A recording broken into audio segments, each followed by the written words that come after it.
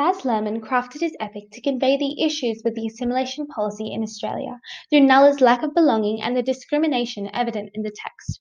However, through Nulla's character and his relationship with King George, Luhrmann affirms the Indigenous cultural practices revealed in the movie. In the initial scenes, Nulla's narration mentions that he is neither blackfella nor whitefella, and this initiates his lack of belonging in the movie, which establishes Luhrmann's voice as a writer and director to convey the issues with the assimilation policy that forced a nation rich in heritage to fuse with a community that refused to accept them.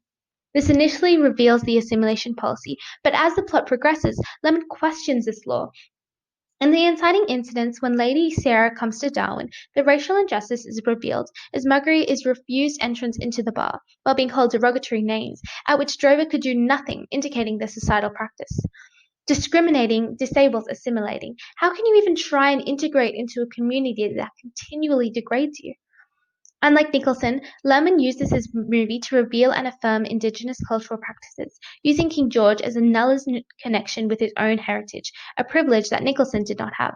This is seen in the initial scene of the movie, as Nulla and King George are seen silhouetted against the rising sun, so not to introduce Nulla as a colour as society would, but rather to see him following his grandfather's footsteps. The idea of learning about one's heritage is affirmed, as King George watches over Nulla and takes him on walkabout. Luhrmann poses Nulla as the narrator of the story, which affirms the cultural practice of storytelling throughout the entire movie. Despite Nulla's innocence, his narration explores mature issues such as the assimilation policy and the stolen generation.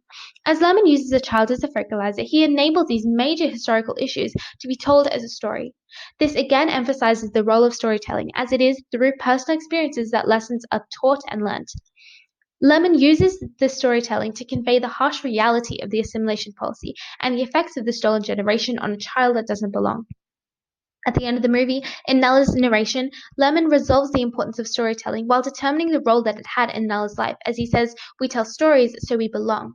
This non-diegetic narration is used to provide an insight into the personal role that storytelling had in Nulla's life, through which he finally felt the belonging he had desired. But the directorial voice of Luhrmann and the poetic voice of Nicholson explore the impacts that the assimilation policy had on individuals, questioning both the enactment of the policy and the ripple effects that are still felt today.